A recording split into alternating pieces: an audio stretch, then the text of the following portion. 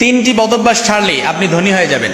এই তিনটি bad quality যদি আপনি ছাড়তে পারেন, আমি একদম সাবধানতার সাথে আপনাদেরকে বলতেছি, এই তিনটি বদভ্যাস ছাড়েন আজকে থেকেই, কালকে থেকে দেখবেন আপনার সবকিছুতে বরকত হয়ে গেছে ইনশাআল্লাহ। সবকিছুতে রহমত আর আল্লাহ তাআলার একটা করুণা আছে। এত কিছুতে দেখেন সংসারের মধ্যে বরকত নাই, অভাব অনটন লেগেই থাকে, একটার পর একটা অশান্তি লেগেই থাকে, কখনো সন্তান অসুস্থ, বিবি অসুস্থ, একটার পর একটা শুধু ঝামেলা আছে। তারপর ব্যবসার মধ্যে বারাকা নাই, ব্যবসার মধ্যে বারাকা নাই, ফসল করছেন, ফসলের মধ্যে ফসলের জমিও আপনার ওইভাবে হচ্ছে না, অর্থাৎ কোনো কিছুতে বরকত নেই। আপনি যে আপনার মনে হয় যে আমি যেটা দিই ওইটাই মনে হয় শেষ, অর্থাৎ আমি যেটাতে হাত দিই ওইটাই মনে হয় শেষ, আপনার এরকম একটা কাজ করে। এই জন্য এই তিনটি বদভ্যাস যদি আপনি ছাড়তে পারেন, তিনটি বদভ্যাস ছাড়তে পারলেই আপনি ধনী হবেন ইনশাআল্লাহুল আজিজ। বুখারী শরীফের হাদিসে যে কোনো একটা কারণ, বুখারী শরীফের হাদিসে এসেছে যে কোনো একটা কারণ থাকে তার বরকত চলে যায়। অর্থাৎ এই তিনটা বদভ্যাসের মধ্যে যে কোনো একটা বদভ্যাস যদি তার থাকে তাহলে তার বরকত চলে যায়। অভাব অনটন থাকে, অভাব অনটন লেগেই থাকে, রহমত বরকত সাকিনা কোনো কিছুই নাজিল হয় না। এক নাম্বার, আপনি একটু মিলায় নেন, একটু মিলায় নেন আপনার ভেতরে আছে কিনা, আপনার ফ্যামিলির কোনো সদস্যের ভেতরে এটা আছে কিনা। এক নাম্বার যেটা বলবো সেটা হচ্ছে মিথ্যা কথা বলা। এই মিথ্যা কথা আমাদের মধ্যে অনেক আছে।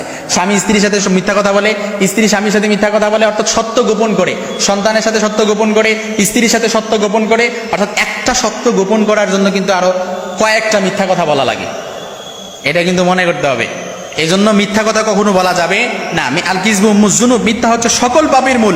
রাসূল সাল্লাল্লাহু আলাইহি সাল্লামের কাছে এক লোক এসে বলে, ইয়া রাসূলুল্লাহ, আমার ঘরে তো কোনো কিছুতে বরকত নাই, শান্তি নাই। রাসূল বলে, মিথ্যা কথা ছেড়ে দাও, তোমার সবকিছুতে বরকত হয়ে যাবে। সুবহানাল্লাহি ওয়া বিহামদিহি।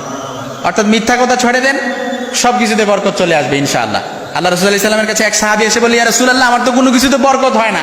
আল্লাহর হাবিব বললেন, তুমি মিথ্যা কথা বলা ছেড়ে দাও, দেখবা সবকিছুতে বরকত আসতেছে।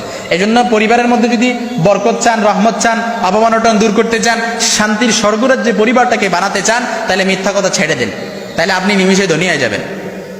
আপনার ভেতরে সবকিছু যদি আপনি মিথ্যা কথা বলা ছেড়ে দিতে পারেন, ইনশাআল্লাহুল আজিজ, আল্লাহ তাআলার রহমত চলে আসবে। এটা কিন্তু একেবারে পরীক্ষিত। দুই নাম্বার যেটা, সেটা হচ্ছে আল্লাহর রিজিকের সাথে বেয়াদবি করা যাবে না। প্রিয় ভাইরা আমার, একটু খেয়াল করে বুঝেন, আল্লাহর রিজিকের সাথে অনেকে বেয়াদবি করি, অপচয় করি। লাইন শাকারতুম লাযিদান্নাকুম ওয়া লাইন কাফারতুম ইন্না আযাবি লাশাদীদ। আল্লাহর হাবিব সাল্লাল্লাহু আলাইহি সাল্লাম বলেন, কেউ যদি আল্লাহ রাসূল সাল্লাল্লাহু আলাইহি সাল্লামের মাধ্যমে আল্লাহ তাআলা জানায় দিলেন, যারা নিয়ামতের শুকরিয়া আদায় করে তাদের নিয়ামত আল্লাহ তাআলা বাড়িয়ে দেয়, আর যারা নিয়ামতের অশুকরিয়া আদায় করে তার আল্লাহ তাআলা তাদের নিয়ামত সংকুচিত করে দেয়, কমিয়ে দেয়। এজন্য আমাদের চাই চাই স্বভাব। 1 টাকা থাকলে 2 টাকা যায়, 5 টাকা থাকলে 10 টাকা যায়, তারপর 10 টাকা থাকলে 20 টাকার মালিক হতে চাই। যে 1 তলা বিল্ডিং এর মালিক আছে ও 2 তলা বিল্ডিং এর মালিক হতে চায়। অর্থাৎ চাই চাই স্বভাব। হাত্তা জুরতুমুল মাকাবির, কবরের মাটি ছাড়া এই আমাদের জিহ্বাটারে কোনো কিছু দমায় রাখতে পারবে না। এজন্য চাই চাই স্বভাব বাদ দিয়ে আমাদের চিন্তা করতে হবে, একটু শুকরিয়া আদায় করতে হবে। লাইন শাকারতুম লাযিদান্নাকুম ওয়া লাইন কাফারতুম ইন্না আযাবি লাশাদীদ। এই জন্য আমরা যদি শুকরিয়া আদায় করি, অপচয় না করি, আল্লাহ রাসূল সাল্লাল্লাহু আলাইহি সাল্লাম এবং আল্লাহ তাআলা বলেন যে যার মধ্যে অপচয় আছে তার মধ্যে কোনো বরকত থাকে না, কোনো রহমত থাকে না, এবং সে কখনো টাকা পয়সা ওগুলোর মধ্যে বরকত থাকবে না। আপনি টাকা পয়সা ইনকাম করতেছেন কিন্তু বরকত নাই, কারণ আপনি অপচয় করতেছেন। এই অপচয় করার প্রবণতা আমাদের মা বোনদের মধ্যেও দেখা যায়। অনেক সময় লাইটের সুইচ অন করে রাখে, গ্যাস দিয়ে তারপর অন করে রাখে, গ্যাস দিয়ে কাপড়ও শুকায়, অনেক সময় দেখা যায়। সাবধান, এই অপচয় করার মন মানসিকতা দূর করতে হবে। তারপর আল্লাহ রাসূল সাল্লাল্লাহু আলাইহি সাল্লাম খুব চমৎকার ভাবে বলেছেন, 3 নাম্বার যে ব্যাড কোয়ালিটি, সেটা হচ্ছে আমাদেরকে নামাজে অবহেলা করা যাবে না। এই নামাজে অবহেলা আমাদের মধ্যে অনেকের আছে। নামাজে আমাদের মা বোনদের মধ্যে বেশি দেখা যায় নামাজের প্রতি অবহেলা। ফাওয়াইলুল লিল মুসাল্লিন আল্লাযীনা হুম আন সালাতিহিম সাহুন আল্লাযীনা হুম ইউরাউন ওয়া ইয়ামনাউনাল মাউন। সূরাতুল মাউনে নামাজে অবহেলাকারীদের ব্যাপারে আল্লাহ তাআলা খুব সাবধানভাবে আমাদেরকে সতর্ক দিয়েছেন। এজন্য নামাজে অবহেলা করা যাবে না। নামাজের সময় এসে তো নামাজ পড়ে ফেলেন।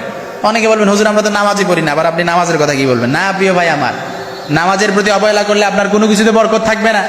আউয়ালু মা ইউহাসাবু বিহিল আবদু ইয়াউমাল কিয়ামাতিস সালাত, কিয়ামতের ময়দানে সর্বপ্রথম নামাজের হিসাব হবে। এই জন্য নামাজের প্রতি অবহেলা করা যাবে না। নামাজের প্রতি একদম আমাদেরকে পুঙ্খানুপুঙ্খভাবে নামাজ আমাদেরকে সময় মতো আদায় করতে হবে। আমাদের মা বোনদেরকেও জানায় দিবেন।